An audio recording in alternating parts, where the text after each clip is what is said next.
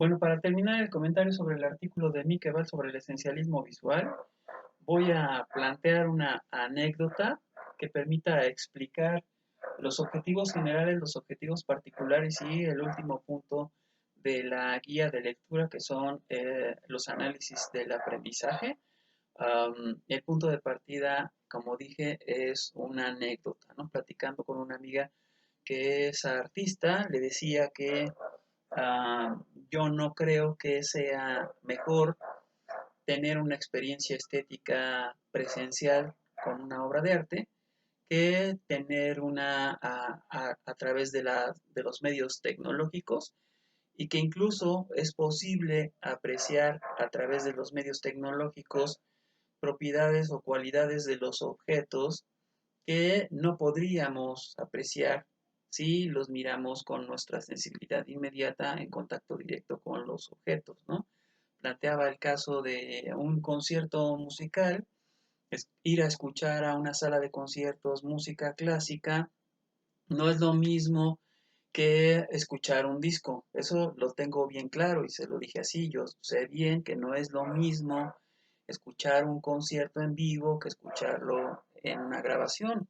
Pero eso no quiere decir que sea mejor una experiencia que la otra, sino que proporcionan experiencias diferentes. Entonces, en eso me lo concedió, pero como ella pinta, entonces me dijo, hay casos en los que en realidad eso sí funciona así porque tienes que verlo, ¿no? Es decir, tienes que estar delante del objeto para experimentarlo. Si la pieza es muy pequeñita, eh, ver su posición en el espacio es importante para reconocer que el artista ha decidido por razones estratégicas las dimensiones del objeto, lo mismo que si es grande, ¿no?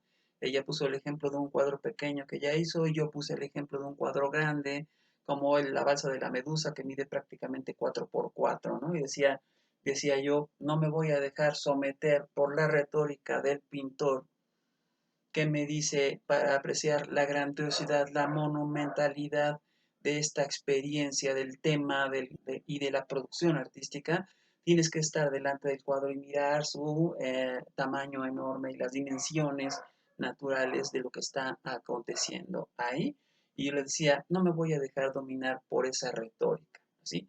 Ahí hablamos precisamente de aplicar estos objetivos generales, una crítica de la naturalización, como esta primera de siempre es mejor estar delante de la obra que mirarla a través de un medio. Ahí hay un prejuicio cultural visual en el sentido amplio que hemos señalado de la experiencia sinestésica con el objeto. Hay que denunciar ese esencialismo visual porque contiene una retórica y hay que reconocer qué retórica tiene. Por en este caso, por ejemplo, la balsa de la Medusa contiene esta retórica de lo sublime, pero también de lo épico, ¿no? Y yo tomo distancia y digo, no me interesa. Prefiero verla en una reproducción en la computadora para mirar los detalles y ver cómo cada cosa está mostrándose, que tener la experiencia con la monumentalidad de la cosa. Lo mismo que si vas a un concierto y escuchas a todo volumen la música, pues claro que la música va a producir un efecto sobre ti, es inevitable prácticamente que te sometas a la fuerza del sonido y termines cantando y llorando y haciendo el ridículo frente a todo el mundo por la retórica de el medio, ¿sí? No es que experimentes eso con la música, lo experimentas con el sonido, lo experimentas con la masa, lo experimentas con los efectos visuales, ¿sí? O sea, hay toda una retórica en el concierto masivo, incluso en el concierto en la sala de academia, hay otra retórica, por supuesto, ¿no? El grupo privilegiado, la gente culta, la capacidad sensible que se presume que tiene ese grupo, la capacidad de reconocerse entre ellos y con la música, es toda una retórica.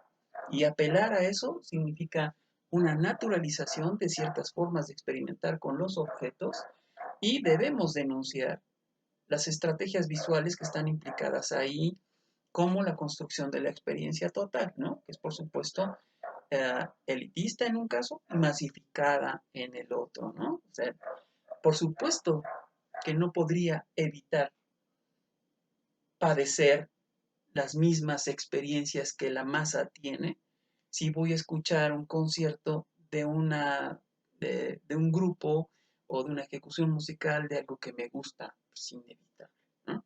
Pero se experimentaría de manera muy diferente si lo hago en mi casa con una grabación, con audífonos, en un espacio tranquilo, etcétera. Es otra la experiencia. No digo que sea mejor ninguna de las dos, ¿sí? Para que se entienda. Lo que estoy eliminando es el privilegio de la posición que ocupa la presencia a la que se le concede demasiado por el esencialismo visual, ¿no? O sea, se presume que si estás delante siempre es mejor que si no estás delante. Ahí hay un esencialismo visual que tiene que ser cuestionado porque proviene de una preconcepción acerca de la presencia, como si lo que está presente fuera mejor que lo que no está presente, lo cual es falso, ¿no? Uh, Hay que evidenciar pues la retórica como la monumentalidad puesta en el cuadro, uh, o la exigencia del detallito, si te tienes que acercar mucho para mirar a la cosa, o incluso del otro lado, pensando en los efectos que tiene el trabajo con los medios digitales, ¿no? Tampoco hay que simplemente creer que el medio digital ofrece una experiencia insuperable de esto o de aquello. Ofrecen una experiencia específica que se considere mejor o peor que otra, depende justamente del esencialismo que se está promoviendo. Y por eso es que en los objetivos particulares, señala Mikeval, hay que analizar las narrativas, hay que analizar las priorizaciones, es decir, que se está ponderando, hay que analizar los motivos de ese esencialismo visual, ¿sí? Es decir, la política que hay detrás de estas discriminaciones, ¿sí? No estamos trabajando en favor de un nuevo tipo de discriminación en un sentido amplio, ¿sí? No quiero que se entienda como si fuera como para descalificar algo, sino simplemente de que los criterios para separar una cosa de otra es lo que significa literalmente discriminar, separar, ¿no? Nada más. Y que están implicando aquí que se pondere una forma de acceso a lo real frente a otras, ¿no? Hablar de el análisis de las narrativas, por ejemplo, significa ver cómo se nos está contando la historia del cuadro, cómo se nos está contando la historia de la experiencia de asistir a este evento o aquel, etcétera. Ver cómo se está valorizando ahí una experiencia, ¿no? Cómo se le está dando valor, peso, fuerza, importancia a una forma de experimentar el mundo, a cómo contar una experiencia y entonces qué se está priorizando, ¿no? O sea, a qué se le está dando mayor prioridad e importancia, como si ahí estuviera el sentido de la verdad y del ser. Hay que tomar distancia, hay que actuar críticamente y podría incluso uno asistir a una exposición y tomar distancia, decir, sí, lo voy a ver, pero no me voy a dejar seducir por su retórica, voy a tratar de entenderla, ¿sí? No nada más decir, como haría, por ejemplo, una concepción clásica de la hermenéutica, métete en la obra y entiéndela. No, vamos a tomar distancia todo el tiempo y actuar críticamente frente a la manera como se está presentando la experiencia, ¿no? Hay que tomar distancia. El análisis del aprendizaje, finalmente, significa estudiar todo ese marco histórico-cultural de la construcción de esa experiencia, los distintos procedimientos que llama Miqueval los marcos de recepción, ¿sí? Es decir, dónde se presume que está dirigiéndose la experiencia, a quién se está dirigiendo y en qué marco estrecho se está presentando el sentido de la experiencia con el mundo, ¿no? Y a partir de ahí se podría hacer una nueva forma de hablar del arte, de la crítica del arte, que no sea simplemente absorberlo todo y consumirlo todo de manera acrítica. Esto es lo que proponen los estudios culturales visuales, que tienen todo un método, hay que decirlo, o hay una metodicidad y que debería de aplicarse en los estudios de la historia del arte. Es decir, deberíamos de abandonar los métodos tradicionales para hacer una tesis, por ejemplo, y más bien pensar desde los estudios culturales visuales, por ejemplo, ¿no? Sería el caso más de aplicación inmediata, más práctica.